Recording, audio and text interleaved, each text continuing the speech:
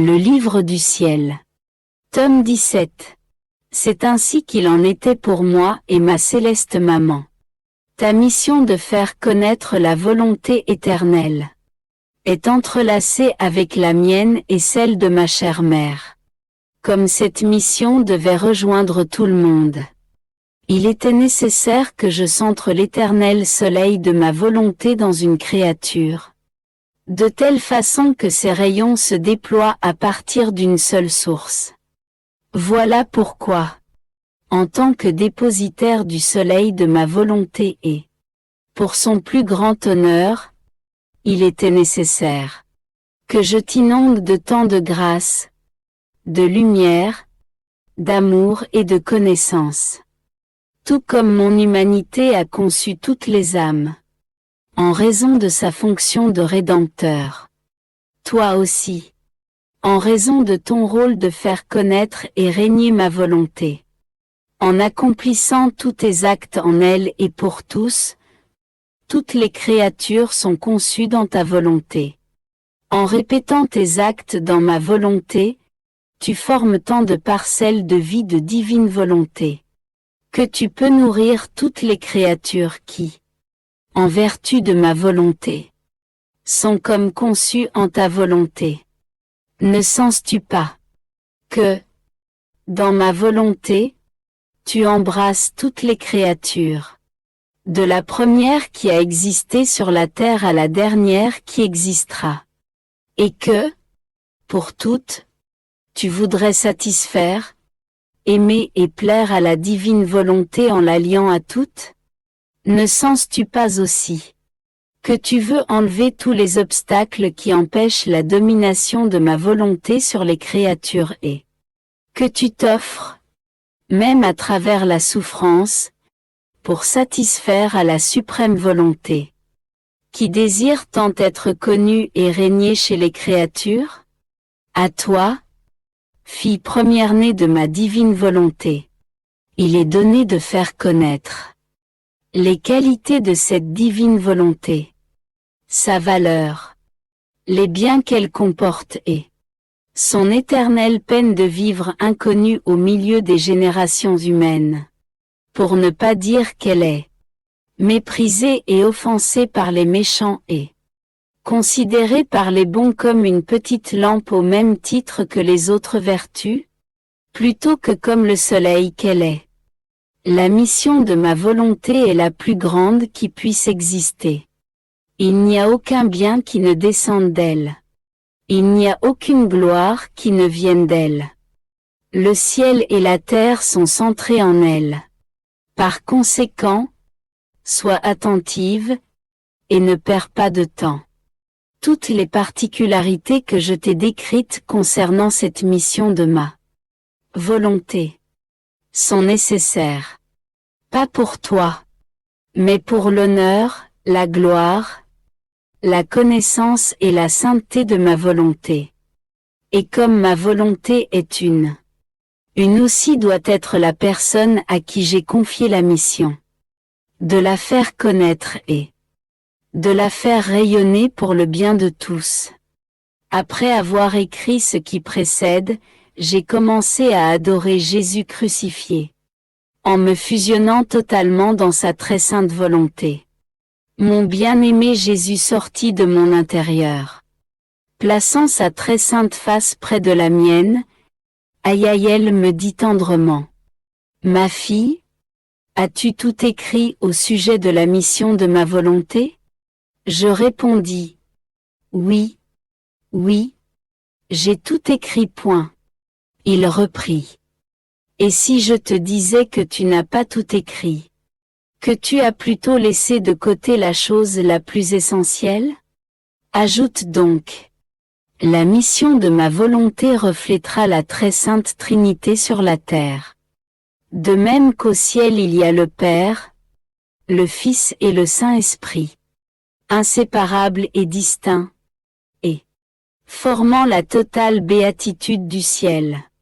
Il y aura sur la terre 3 personnes, qui, de par leurs missions respectives, seront inséparables et distinctes. La Vierge qui, par sa maternité, imite la paternité du Père céleste et possède son pouvoir pour accomplir sa mission de mère du Verbe éternel et de corédemptrice. Mon humanité qui, pour sa mission de rédempteur, comporte la divinité et le Verbe, lequel, sans jamais être séparé du Père et du Saint-Esprit, manifeste ma sagesse céleste et possède le lien qui me rend inséparable de ma maman. Et toi pour la mission de ma volonté.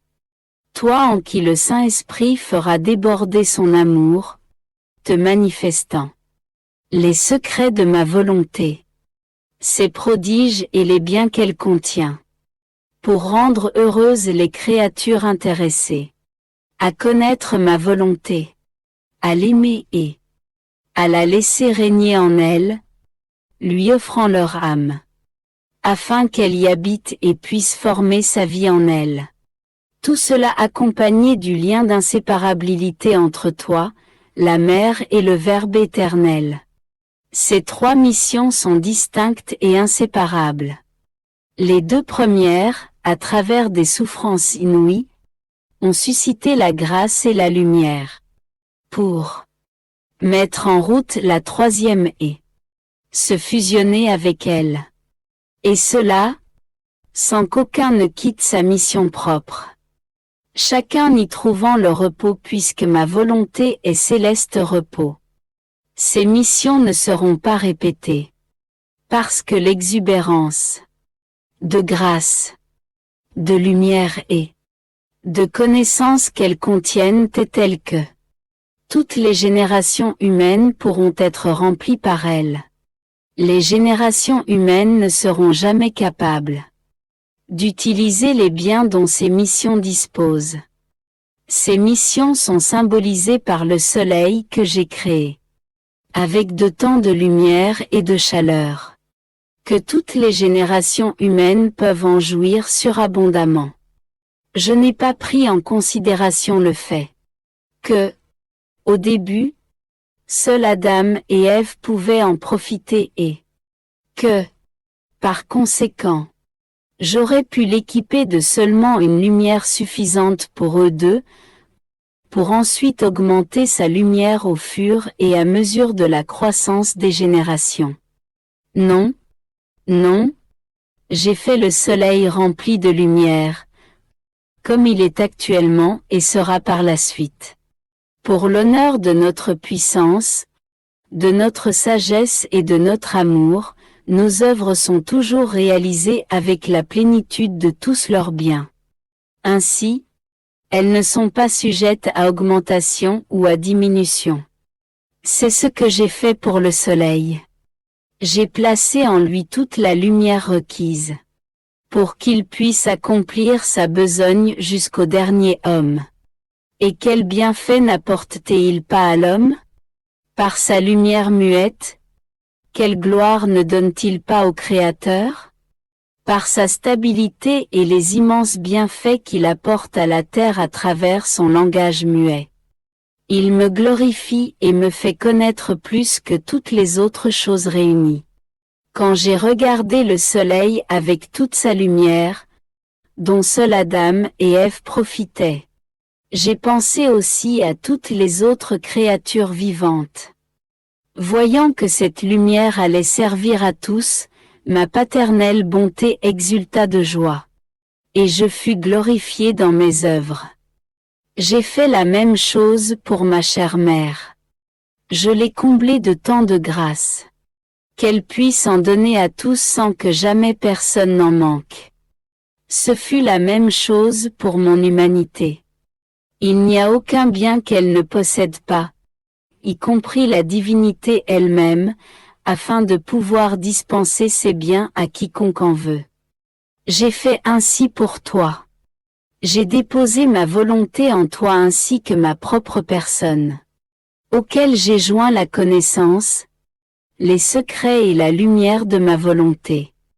J'ai rempli ton âme à Erasbor, à tel point que ce que tu écris n'est rien d'autre que le débordement de ce que tu contiens. Et bien que, présentement, Ces connaissances ne servent qu'à toi. Sauf quelques lueurs de lumière atteignant quelques autres personnes, je suis content. Parce que, étant lumière plus que le soleil, ces connaissances feront leur chemin par elles-mêmes, pour illuminer les générations humaines et amener nos œuvres à leur accomplissement, c'est-à-dire que notre volonté soit connue et aimée, et qu'elle règne comme vie des créatures, ce qui est le but premier de la création.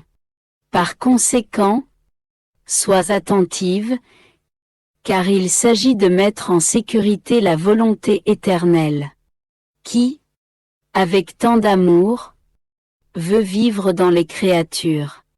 Mais elle veut être connue, et non pas comme une étrangère.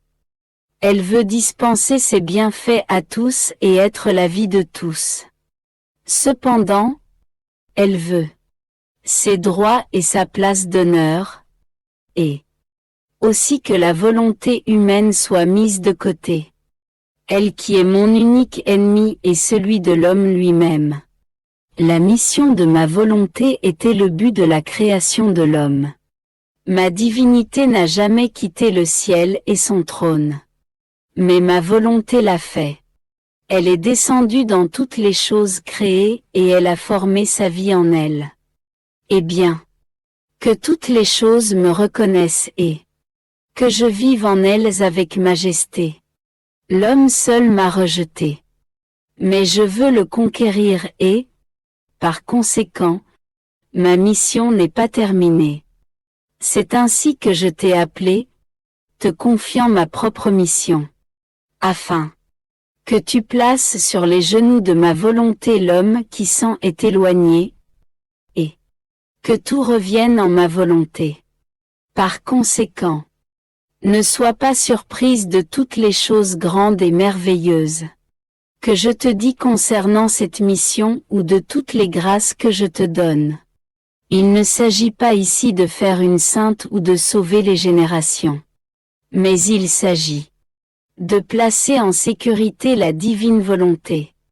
Que tous puissent revenir à leur origine, et que soit atteint l'objectif de ma volonté. Point.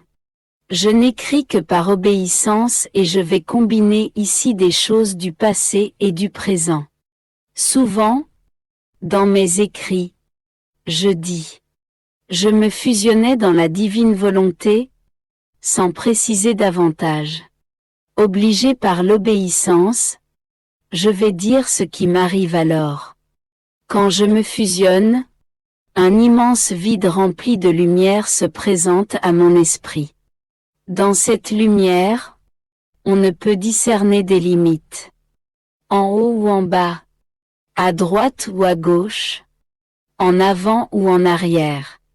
Au milieu de cette immensité, à un point extrêmement élevé, il semble que je vois mentalement la divinité ou les trois personnes divines. Et, je ne sais comment, une petite fille sort de moi. C'est moi-même ou peut-être ma petite âme. C'est touchant de voir cette petite fille se déplacer dans cet immense espace vide. Toute seule, timidement, marchant sur la pointe des pieds. Les yeux toujours fixés vers l'endroit où elle voit les trois personnes divines. Avec la crainte que si elle baisse les yeux elle ne saura pas où elle va aboutir. Toute sa force vient de son regard fixé vers le haut. En fait, comme son regard rencontre celui du Très-Haut, elle gagne en force au fur et à mesure qu'elle avance. Quand elle arrive devant les trois personnes divines, elle se prosterne pour adorer la divine majesté. Alors, une main venant des divines personnes la soulève. Elles lui disent, « Notre fille, la petite fille de notre volonté, vient dans nos bras. » À ces mots, elle devient toute remplie de joie. Et il en va ainsi des trois personnes divines qui attendent l'accomplissement de la mission qu'elles lui ont confiée. Puis, avec la grâce typique d'une petite fille, elle dit, Ô suprême majesté, je viens t'adorer, te bénir et te remercier pour tout. Je viens attacher à ton trône toutes les volontés humaines de toutes les générations. Du premier homme jusqu'au dernier, de telle sorte que tous puissent reconnaître ta suprême volonté, l'adorer, l'aimer, et lui permettre de vivre dans leur âme. Dans cet immense vide se trouvent toutes les créatures. Je veux les prendre toutes pour les placer dans ta sainte volonté afin que toutes puissent revenir à leur origine, c'est-à-dire ta volonté. Je suis venu dans tes bras paternels pour t'amener tous tes enfants, mes frères, et les lier tous à ta volonté. Au nom de tous, je veux faire amende honorable et te rendre hommage et gloire comme si tous vivaient dans ta très sainte volonté. Mais, je t'en supplie, ne permets plus qu'il y ait séparation entre la divine volonté et la volonté humaine. C'est une petite fille qui te demande cela, et je sais que tu ne peux rien refuser au petit. Mais, qui peut tout dire? Ce serait trop long. Les mots me manquent quand je veux exprimer ce que je dis devant le Très-Haut. De plus, il me semble que dans cet immense vide, on n'utilise pas le même langage qu'en ce bas monde. D'autres fois, lorsque je me fusionne dans la divine volonté et que l'immense vide se présente à mon esprit, je circule à travers toutes les choses créées et j'imprime sur elles des « je t'aime » à l'adresse de la suprême majesté, comme si je voulais remplir l'atmosphère de « je t'aime », pour offrir un retour d'amour à l'amour suprême pour tant d'amour envers les créatures. Ensuite, je parcours toutes les pensées des créatures en imprimant sur elles mes « je t'aime ». Je continue en plaçant mes « je t'aime » sur chaque regard, chaque bouche et chaque mot. Je couvre chaque battement de cœur, chaque travail accompli, et chaque pas d'un de mes « je t'aime » adressé à mon Dieu. Ensuite, descendant dans les profondeurs de l'océan, je place sur chaque élan de poisson et sur chaque goutte d'eau un « je t'aime ». Après, comme si elle avait semé des « je t'aime » partout, la petite fille se présente devant la divine majesté. Et, comme pour lui faire une surprise, elle dit « Mon Créateur et mon Père, mon Jésus et mon amour éternel, regarde, toutes les choses te disent de la part de toutes les créatures qu'elles t'aiment. Partout, il y a des « je t'aime » qui te sont adressés. Le ciel et la terre en sont remplis. Ne vas-tu pas concéder à ta toute petite que ta volonté descende parmi les créatures, se fasse connaître, fasse la paix avec la volonté humaine, et, pendant qu'elle exercera sa juste autorité et occupera sa place d'honneur, aucune créature ne fasse plus jamais sa volonté, mais toujours la tienne. D'autres fois, quand je me fusionne dans la divine volonté, je gémis sur toutes les offenses faites à mon Dieu. Puis je reprends ma tournée dans cet immense vide afin de rejoindre toutes les peines éprouvées par Jésus à cause des péchés. Je fais miennes ces peines et je vais partout, dans les endroits les plus cachés et secrets, sur les places publiques, sur tous les actes humains mauvais, pour gémir sur tous les péchés. J'ai le sentiment de vouloir crier à chaque mouvement de créature. Repentir, miséricorde. Afin que tous entendent, j'imprime ma prière dans le grondement du tonnerre afin que la peine d'avoir offensé mon Dieu puisse se répercuter dans tous les cœurs. Miséricorde dans les éclairs. Repentir dans le sifflement du vent. Repentir et miséricorde dans le tintement des cloches. En somme, repentir et miséricorde dans tout. Ensuite, J'apporte devant mon Dieu les repentirs de tous, j'implore la miséricorde pour tous. Et je dis, Grand Dieu, fais descendre ta volonté sur la terre afin que le péché n'y ait plus aucune place. C'est la volonté humaine seule qui produit tant d'offenses, qui semble inonder toute la terre de péché. Par conséquent, je t'en prie, fais plaisir à la petite fille de ta volonté qui ne veut rien, sauf que ta volonté soit connue et aimée, et qu'elle règne dans tous les cœurs. Je me souviens qu'un jour, pendant que je me fusionnais dans la divine volonté, j'ai regardé le ciel à un moment où il pleuvait abondamment. Et j'ai éprouvé un grand plaisir en voyant tomber la pluie. Bougeant en moi, mon doux Jésus me dit avec un amour et une tendresse inexprimables. Ma fille, dans ces gouttes d'eau que tu vois descendre du ciel se trouve ma volonté. Elle descend rapidement avec l'eau pour étancher la soif des créatures, pénétrer dans leurs entrailles, dans leurs veines, les rafraîchir, leur apporter mes baisers, mon amour, et se constituer leur vie. Elle vient irriguer et féconder la terre, la rendre fertile, afin qu'elle puisse produire la nourriture de l'homme. Elle vient combler tant d'autres besoins des créatures. Ma volonté veut vivre dans toutes les choses créées pour donner une vie céleste et terrestre à chacune. Cependant, bien qu'elle vienne à toutes les créatures comme à une fête, toute remplie d'amour, elle ne reçoit pas d'elle une reconnaissance adéquate, elle reste comme sur son appétit. Ma fille, fusionnée dans la mienne. Ta volonté coule aussi dans cette eau qui tombe du ciel. Elle court partout avec ma volonté. Ne la laisse jamais seule, et donne-lui la récompense de ton amour au nom de tous. Pendant qu'il disait cela, mes yeux étaient émerveillés, je ne pouvais les détacher de la pluie qui tombait. Ma volonté accompagnait cette eau et j'ai pu voir en elle les mains de mon Jésus qui se multipliaient en apportant de l'eau à tous. Qui pourrait dire ce que j'ai ressenti? Seul Jésus pourrait le dire, lui qui est l'auteur de cela.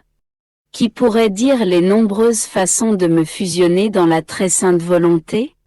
J'en ai dit assez pour le moment.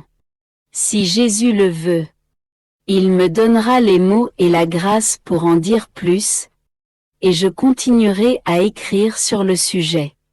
Pour faire suite à ce qui précède, je disais à mon Jésus, dis-moi, mon amour, quel est ce vide qui se présente à mon esprit quand je me fusionne dans ta très sainte volonté?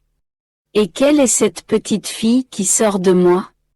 Pourquoi sent-elle une force irrésistible qui l'attire vers ton trône pour déposer ses petits actes sur les genoux divins dans le but de réjouir la divinité? Toute bonté, mon doux Jésus me répondit. Ma fille, le vide est notre volonté mise à votre disposition. Elle qui devrait être remplie de tous les actes qui auraient été faits si les créatures avaient correspondu à notre volonté. Cet immense vide qui représente notre volonté est venu de notre divinité pour le bien de tous dans la création. Dans le but rendre heureux toutes les personnes et toutes les choses. En conséquence, toutes les créatures devraient avoir rempli ce vide de leurs actes et de l'offrande de leur volonté à leur Créateur. Comme elles ne l'ont pas fait, ce qui est pour nous une offense très grande, nous t'avons appelé à cette mission spéciale. Pour nous rendre ce que les autres nous doivent. C'est la raison pour laquelle nous t'avons d'abord comblé d'une longue chaîne de grâce et ensuite, t'avons demandé si tu voulais vivre dans notre volonté. Et tu as accepté. En nous disant oui et en liant ta volonté à notre trône, sans jamais vouloir la reprendre. Parce que la volonté humaine et la divine volonté ne peuvent cohabiter. Ce oui, c'est-à-dire ta volonté, est lié fermement à notre trône. C'est pour cela que ton âme, sous la forme d'une petite fille, est attirée par la suprême majesté. Car c'est ta volonté qui est avec nous qui t'attire comme un aimant. Et toi, au lieu de te préoccuper de ta volonté, tu t'occupes seulement d'amener sur nos genoux tout ce que tu as pu accomplir dans notre volonté. Et tu déposes notre volonté elle-même en notre sein, comme le plus grand hommage qui puisse nous être rendu et la récompense qui nous plaît le plus. Le fait que tu ne considères plus ta volonté et que c'est uniquement la nôtre qui vit en toi nous rend festifs. Tes petits actes accomplis dans notre volonté nous apportent les joies de toute la création. Ainsi, il nous semble que tout nous sourit et est en fait pour nous. Puis, te voyant quitter notre trône, sans porter la moindre attention à ta volonté et, en apportant notre volonté avec toi est une très grande joie pour nous. C'est pourquoi je te dis chaque fois, sois attentive à notre volonté. Parce qu'en elle il y a beaucoup à faire. Plus tu agiras, plus grande sera la joie que tu nous donneras. Et notre volonté se déversera en torrent en toi et en dehors de toi. Après que le confesseur eut lu ce que j'ai écrit précédemment concernant ma façon de me fusionner dans la divine volonté, il ne fut pas satisfait et exigea que je continue d'écrire sur le sujet. Par obéissance et par crainte que mon Jésus puisse être le moindrement mécontent. Je poursuis mon propos. Parfois, lorsque je me fusionne dans la suprême volonté et que cet immense vide devient présent à mon esprit, la petite fille poursuit ses tournées. S'élevant très haut, elle s'applique à remercier Dieu pour tout l'amour qu'il témoigne à toutes ses créatures. Elle veut l'honorer en tant que créateur de toutes choses. Ainsi, elle se promène parmi les étoiles et, sur chaque scintillement de lumière, elle imprime un « je t'aime » et un « gloire à mon Créateur ». Dans chaque rayon de soleil qui descend sur la terre, « je t'aime » et « gloire ». Dans l'immensité des cieux, à chaque distance d'un pas, « je t'aime » et « gloire ». Dans les gazouillis d'oiseaux, les mouvements de leurs ailes, amour et gloire à mon Créateur. Dans les brins d'herbe émergeant du sol, dans les fleurs qui éclosent et leurs parfums qui montent, amour et gloire. Sur les sommets des montagnes et dans les vallées, amour et gloire. Elle rejoint chaque cœur des créatures comme si elle voulait s'y enfermer. En chacun, elle proclame « Je t'aime » et « Gloire à mon Créateur ». Je voudrais que d'un seul cri, d'une seule volonté et d'une seule harmonie, toutes les choses disent « Gloire et amour à mon Créateur ».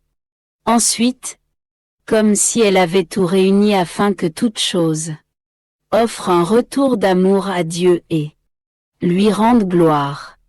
Pour tout ce qu'il a réalisé dans la création, elle s'amène à son trône et lui dit « Ô suprême majesté et créateur de toutes choses, cette petite enfant vient dans tes bras pour te dire que toute la création, au nom de toutes les créatures, te rend un retour d'amour et une juste gloire pour tant de choses que tu as créées par amour pour tous.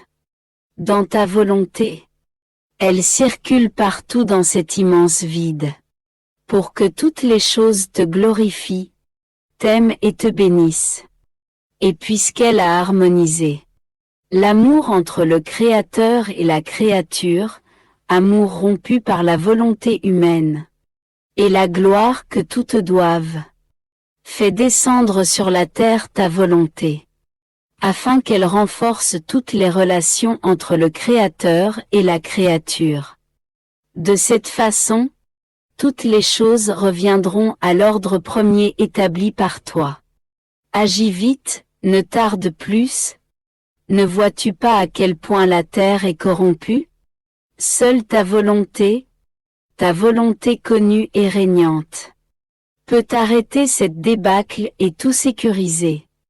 Ensuite, ayant le sentiment que sa mission n'est pas terminée, elle descend plus bas dans l'immense vide, afin de remercier Jésus pour l'œuvre de la rédemption, comme si elle y trouvait en acte tout ce qu'il a réalisé. Elle lui offre ses remerciements au nom de tous, en remplacement de tous les actes que les créatures auraient dû lui offrir en l'attendant et en le recevant sur la terre. Puis, comme si elle voulait se transformer totalement en amour pour Jésus, elle dit: Jésus, je t'aime dans ton acte de descendre du ciel. J'imprime mon je t'aime dans l'acte par lequel tu as été conçu. Je t'aime dans la première goutte de sang qui a été formée dans ton humanité. Je t'aime dans ton premier battement de cœur afin que tous tes battements de cœur soient marqués de mes « je t'aime ». Je t'aime dans ta première respiration. Je t'aime dans tes premières souffrances. Je t'aime dans les premières larmes que tu as versées dans le sein de ta maman. Je veux accompagner de mes « je t'aime » tes prières, tes réparations et tes offrandes. Je veux sceller chaque instant de ta vie avec mes « je t'aime ». Je t'aime dans l'acte de ta naissance. Je t'aime dans le froid dont tu as souffert. Je t'aime dans chaque goutte de lait reçu du sein de ta maman. Je veux remplir de mes « je t'aime » les langes avec lesquels ta maman t'a emmailloté. Je dépose mon « je t'aime » sur le sol où ta chère maman t'a délicatement déposé dans la mangeoire, où tes tendres membres ont ressenti la rugosité de la paille et, plus que celle-ci, la rugosité des cœurs. J'imprime un « je t'aime » sur chacun de tes vagissements, chacune de tes larmes et de tes peines de nouveau-né. Je fais couler mes « je t'aime » dans tous tes contacts et toutes tes relations d'amour avec ta maman. Dans les mots que tu as prononcés. Dans la nourriture que tu as mangée. Les pas que tu as faits. L'eau que tu as bue. Dans les travaux que tu as effectués de tes mains. Dans les actes que tu as posés dans ta vie cachée. Je scelle mes « je t'aime » dans chacun de tes actes intérieurs et chacune des peines que tu as endurées. Je dépose mes « je t'aime » sur les chemins que tu as parcourus, dans l'air que tu as respiré, dans toutes les prédications que tu as faites durant ta vie publique. Mais « je t'aime » coule dans les miracles que tu as accomplis et dans les sacrements que tu as institués. En tout, ô mon Jésus, même dans les fibres les plus secrètes de ton cœur, j'imprime mes « je t'aime » en mon nom et au nom de tous. Ta volonté me rend toute chose présente. Je ne veux rien quitter sans que mes « je t'aime » n'y soient imprimés. Ta petite fille de ta volonté sent le besoin, s'il n'y a plus rien d'autre qu'elle puisse faire pour toi, de t'inviter à placer au moins un petit « je t'aime » pour nous dans tout ce que tu as fait pour moi et pour tous. Mais « je t'aime » te suivent dans toutes les souffrances de ta passion, dans tous les crachats, les méprisés, dans les insultes qu'ils t'ont infligées. Mais « je t'aime » scelle chaque goutte de sang que tu as versé, chaque soufflet que tu as reçu, chaque blessure infligée à ton corps, chaque épine ayant percé ta tête, chaque douleur de ta crucifixion, chaque parole que tu as prononcée sur la croix. Surtout, jusqu'à ton dernier souffle, j'imprime mes « je t'aime » Je veux entourer de mes « je t'aime » toute ta vie, tous tes actes. Je veux que tu touches, vois et ressentes mes « je t'aime » semés partout. Mes « je t'aime » ne te quitteront jamais. Ta volonté est la vie de mes « je t'aime ». Et sais-tu ce que cette petite fille désire? Que la divine volonté que tu aimes tant et que tu fis durant toute ta vie sur la terre se fasse connaître de toutes les créatures, afin que toutes l'aiment et l'accomplissent sur la terre comme au ciel. Elle veut te gagner par son amour afin que tu donnes ta volonté à toutes les créatures. Oh! Rends heureuse cette petite qui ne veut rien d'autre que ce qu'Etou veut. Que ta volonté soit connue et règne sur toute la terre. Maintenant, je crois que l'obéissance a été observée, si l'on peut dire. Il est vrai que j'ai eu à omettre bien des choses, autrement, je n'aurais jamais fini. Pour moi, me fusionner dans la volonté suprême est comme me placer devant une fontaine jaillissante. Chaque petite chose que j'entends ou vois, ou encore une offense faite à mon Jésus, est une occasion nouvelle de me fusionner dans sa très sainte volonté. Je veux terminer en écrivant ce que Jésus m'a dit à la suite de ce qui précède. Ma fille, tu dois ajouter une autre chose sur la fusion dans ma volonté. Il s'agit de se fusionner dans l'ordre de la grâce. Dans tout ce qu'U a fait et fera le sanctificateur, le Saint-Esprit, pour ceux qui doivent être sanctifiés. Nous, les trois personnes divines, nous sommes toujours unis dans notre action. La création est attribuée au Père, la rédemption au Fils, et la réalisation du « que ta volonté soit faite » au Saint-Esprit. C'est de lui dont il s'agit quand tu viens devant la suprême majesté et tu dis « Je viens vous retourner votre amour » pour tout ce que le sanctificateur accomplit envers ceux qu'il sanctifie.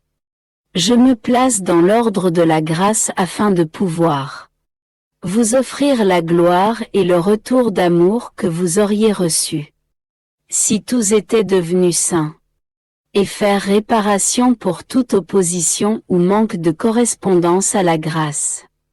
Et, dans la mesure où tu en es capable, tu cherches dans notre volonté les actes de l'Esprit sanctificateur, pour faire tien sa peine, ses secrets gémissements et ses soupirs angoissés dans le tréfonds des cœurs parce qu'il y est si mal accueilli. Son œuvre fondamentale est de placer notre volonté dans l'âme, en tant que l'acte complet de la sanctification. Alors, en se voyant rejeté, il gémit dans des lamentations inexprimables. Et toi, dans ta simplicité enfantine, tu lui dis, Esprit sanctificateur, hâte-toi, je t'en prie, fais connaître à tous ta volonté, afin que, la connaissant, ils puissent l'aimer et accueillir en eux ton acte fondamental, celui de leur complète sanctification, qui est ta très sainte volonté. Ma fille, les trois personnes divines sont à la fois inséparables et distinctes. C'est ainsi qu'elles veulent manifester leurs œuvres aux générations humaines. Bien qu'elles soient un, chacune veut manifester individuellement son amour pour les créatures et son action propre envers elles. Je réfléchissais en me plaignant presque à mon aimable Jésus de ce que, parfois, il vient et me fait souffrir en présence de mon confesseur en me rendant incapable d'empêcher cet état de souffrance et de perte de conscience. Je dis à Jésus, mon amour, c'était le temps la nuit passée et c'est encore le temps aujourd'hui de venir me faire souffrir, mais, en ce moment, puisque le confesseur est ici, laisse-moi libre. Et, après, tu feras de moi ce que tu voudras, Je serai à ton entière disposition. Mais c'est bien en vain que je lui ai dit cela. Une force irrésistible s'empara de moi. Et je me sentis dans un état comme si j'allais mourir. Je me plaignis à Jésus et le priai de ne pas permettre cela. Toute bonté, il me dit. Ma fille, si je permets cela, c'est à cause de la fermeté de ton confesseur qui ne cesse de me prier. De te faire souffrir pour ma gloire et pour l'apaisement de ma justice. Si je ne le faisais pas, je serais déshonoré en toi et les vérités que je t'ai manifestées au sujet de ma volonté et des autres vertus seraient mises en doute. On pourrait dire, où est l'obéissance de la victime, elle qui devrait obéir tout naturellement? Ainsi donc, tu voudrais me déshonorer et empêcher que les autres croient que c'est moi qui parle et agis en toi. Tu dois savoir que, dans le but de te confier la mission de ma volonté, bien que je ne t'ai pas libéré du péché originel, comme je l'ai fait pour ma très chère maman, j'ai quand même enlevé de toi la source de la concupiscence et de la corruption.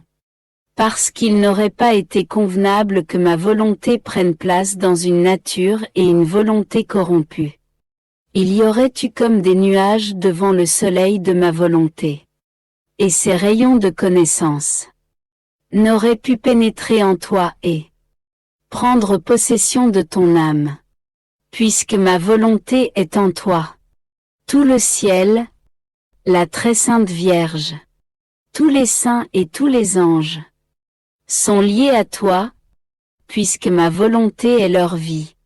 Quand tu hésites, même le moindrement, ou que tu te demandes si tu dois adhérer ou non, le ciel et la terre sont ébranlés dans leur fondation même.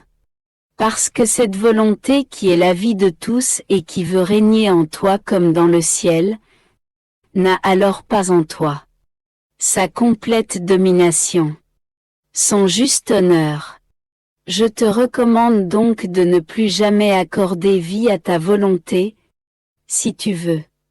Que ton Jésus soit honoré en toi et que ma volonté continue sa totale domination en toi. Je fus effrayé de voir le grand mal que je commets. À simplement me demander si je dois ou non adhérer à ce que Jésus veut de moi. Même si je finis toujours par céder. Qu'est-ce qui surviendrait si, que cela ne se produise jamais, je ne cédais pas? Je me sentis toute bouleversée à cette idée. Mon aimable Jésus, voyant ma peine, revint et me dit, « Ma fille, courage, ne crains pas. Je t'ai expliqué comment tout le ciel est attaché à ma volonté qui règne en toi pour t'encourager à ne jamais céder à ta volonté. Parce que la volonté divine et la volonté humaine sont des ennemis jurés. Et comme la divine volonté est la plus forte, la plus sainte et la plus grande, il est approprié que son ennemi, la volonté humaine, soit sous ses pieds et lui serve de marchepied. En fait, celui qui doit vivre dans ma volonté ne doit pas se considérer comme un citoyen de la terre, mais comme un citoyen du ciel. C'est à juste titre que toutes les âmes bienheureuses se sentent ébranlées. Quand une âme qui vit dans la même volonté qu'elle songe à laisser sa volonté humaine refaire surface, désordre qui n'est jamais entré dans les régions célestes. Tu dois être convaincu que, si tu vis dans ma volonté, la vie de ta volonté a pris fin.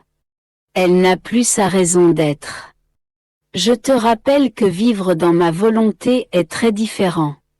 Ceux qui font ma volonté sont libres de donner la leur et de la reprendre parce qu'ils vivent comme des citoyens terrestres.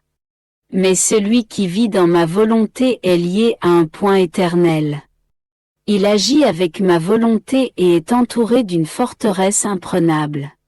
Par conséquent, ne crains pas et sois attentif. Ensuite, comme s'il avait voulu me réconforter et me renforcer dans sa très sainte volonté. Il prit ma main dans la sienne et me dit: Ma fille, viens faire ta tournée dans ma volonté. Regarde, bien que ma volonté soit une, elle circule. Comme si elle était divisée entre toutes les choses créées. Cependant, elle n'est pas divisée. Vois les étoiles, le ciel bleu, le soleil, la lune, les plantes, les fleurs, les fruits, les champs, la terre, la mer, toutes choses. En chaque chose se trouve un acte de ma volonté, et ma volonté y demeure pour préserver cet acte. Ma volonté ne veut pas être seule dans ses actes, mais elle veut la compagnie de tes actes. Je t'ai placé dans ma volonté afin que tu puisses m'accompagner dans mes actes. C'est-à-dire que tu puisses vouloir ce que je veux. Que les étoiles scintillent. Que le soleil inonde la terre de lumière. Que les plantes éclosent. Que les champs deviennent dorés. Que les oiseaux chantent. Que la mer murmure. Que les poissons frétillent. En somme, tu dois vouloir ce que je veux. Ainsi, ma volonté ne se sentira plus seule dans les choses créées, mais sentira la compagnie de tes actes. Par conséquent, visite chaque chose créée et fais-toi acte pour chacun des actes de ma volonté. C'est ça la vie dans ma volonté. Ne jamais laisser le Créateur seul. Admirer toutes ses œuvres et accompagner ses grands actes des petits actes de la créature. Je ne sais comment, mais je me suis vu dans cet immense vide de lumière, en train de trouver tous les actes qui sortaient de la volonté de Dieu pour pouvoir placer en eux la récompense de mes actes d'adoration, de louange, d'amour et de remerciement. Après cela, j'ai réintégré mon corps. Je me sentais opprimé à cause de la perte de mon adorable Jésus. Que je soupirais après son retour.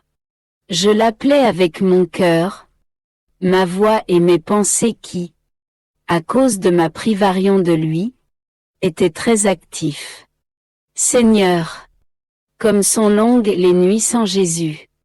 Alors que, quand je suis avec lui, elles s'écoulent comme une simple respiration.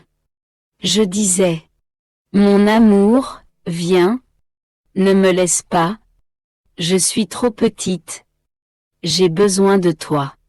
Tu sais combien ma petitesse ne peut se passer de toi. Pourtant, tu me laisses. Ah! Reviens, reviens, ô Jésus. À ce moment, il se montra sous la forme d'un petit enfant. Il mit un bras autour de mon cou et de sa tête. Il frappa à répétition le milieu de ma poitrine si fortement que j'eus l'impression qu'elle allait se briser. Alors, j'eus peur et je me suis mise à trembler. D'une voix à la fois forte et gentille, il me dit: Ma fille, ne crains pas. C'est moi, je ne te laisse pas. Comment pourrais-je te laisser? La vie dans ma volonté rend l'âme inséparable de moi. Ma vie est pour elle plus que l'âme pour le corps. Comme, sans son âme, le corps devient poussière parce qu'il n'a pas la vie qui le soutient. Ainsi, sans ma vie en toi, tu serais vide de tous les actes de ma volonté effectués en toi. Et tu n'entendrais plus ma voix dans les profondeurs de ton âme te murmurer la manière d'accomplir ta mission dans ma volonté. S'il y a ma voix en toi, il s'y trouve aussi ma vie qui émet cette voix. Comme il t'est facile de penser que je peux te laisser. Je ne peux faire cela. Tu devrais d'abord quitter ma volonté et ce serait seulement après que tu pourrais croire que je t'ai quitté. Cependant, Quitter ma volonté serait pour toi difficile, sinon impossible. Tu te trouves presque dans la condition des bienheureux dans le ciel. Ils n'ont pas perdu leur volonté libre. Parce que c'est un don que j'ai accordé à l'homme. Et, ce que j'ai donné une fois, je ne le reprends jamais. L'esclavage n'a jamais trouvé sa place dans le ciel. Je suis le Dieu de fils et de filles, non d'esclaves. Je suis le roi qui laisse tout le monde régner. Il n'y a aucune division entre moi et eux. En eux, la connaissance de mes biens, de ma volonté et de mon bonheur est si grande qu'ils en sont remplis à Ras-bord, au point de débordement, si bien que leur volonté ne trouve pas de place pour agir. Bien qu'ils soient libres, la connaissance d'une volonté infinie et les biens infinis, dans lesquels ils sont plongés, les conduisent avec une force irrésistible à utiliser leur volonté. Comme s'ils ne l'avaient pas, cela en parfait accord avec leur volonté et en considérant cela comme leur plus grand privilège et leur plus grand bonheur. Il en va ainsi pour toi, ma fille. Te faire connaître ma volonté est la plus grande grâce que je t'ai donnée. Bien que tu sois libre de réaliser ta volonté ou de ne pas le faire. Devant la mienne, ta volonté se sent incapable d'opérer, elle se sent anéantie. Connaissant le grand bien qu'est ma volonté, tu as la tienne en horreur. Sans que personne ne t'y force, tu aimes faire ma volonté à cause du grand bien que tu en retires. Les nombreuses connaissances que je t'ai fait connaître sur ma volonté sont des liens divins, des chaînes éternelles qui t'attachent à ma volonté. Ce sont des biens célestes en ta possession. Si, même en cette vie, ta volonté essaie de se défaire de ces chaînes éternelles, de briser ces liens divins, de perdre ses possessions divines. Bien que libre, elle n'arrive pas à trouver le moyen de le faire, elle devient confuse, elle voit sa petitesse et, effrayée, elle plonge dans ma volonté. Un truc bien à elle avec un amour encore plus spontané. La connaissance d'un bien ouvre la porte d'accès à ce bien. Autant de connaissances je t'ai donné concernant ma volonté. Autant de portes de bien, de lumière, de grâce et de participation divine je t'ai ouvertes. Ces portes sont ouvertes pour toi, et quand ces connaissances parviendront aux créatures, ces portes s'ouvriront pour elles aussi.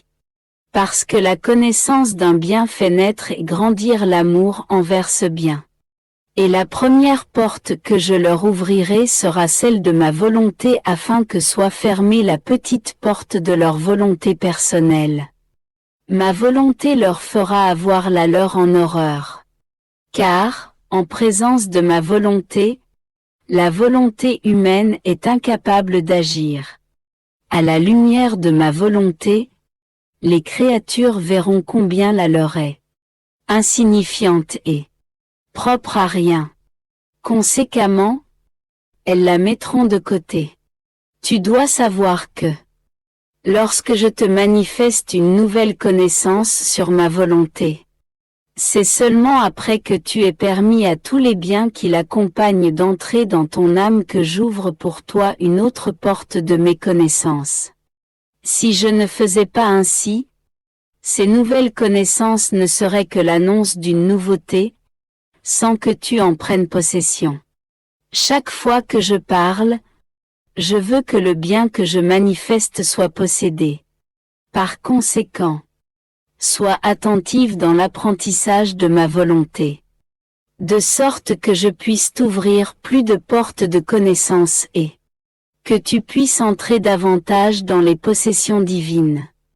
Pendant que je me fusionnais dans la sainte divine volonté suivant ma manière habituelle, je me disais, Où notre Seigneur a-t-il fait le plus pour les créatures? Dans la création, la rédemption ou la sanctification? Bougeant en moi, mon toujours aimable Jésus me fit voir toute la création. Quelle sublimité! Quelle magnificence! Quelle harmonie! Quel ordre! Il n'y a aucun endroit dans le ciel et sur la terre où Dieu n'a pas créé quelque chose de spécial et de différent. Il l'a fait avec une telle maîtrise que, comparé à la plus petite chose créée par Dieu, les plus grands scientifiques sentent que toute leur science et tout leur art ne sont absolument rien. Les choses créées par Dieu étant remplies de vie et de mouvement. Oh! Comme il est vrai que regarder l'univers et ne pas reconnaître Dieu, ne pas l'aimer et ne pas croire en lui est pure folie. Les choses créées sont comme des voiles derrière lesquelles Dieu se cache. Il se manifeste à nous ainsi voilés. Parce que, dans notre chair mortelle, nous sommes incapables de le voir directement. L'amour qu'il nous porte est si grand que pour empêcher que nous soyons aveuglés par sa lumière, effrayés par sa puissance, gênés par sa beauté, annihilés devant son immensité. Il se voile à l'aide des choses créées, bien qu'il demeure au milieu de nous et nous fait nager dans sa vie même. Mon Dieu, que tu nous as aimés et que tu nous aimes. Après m'avoir ainsi montré tout l'univers, mon doux Jésus me dit: Ma fille, tout a été accompli dans la création. En elle, la divinité a complètement manifesté sa majesté, son pouvoir et sa sagesse.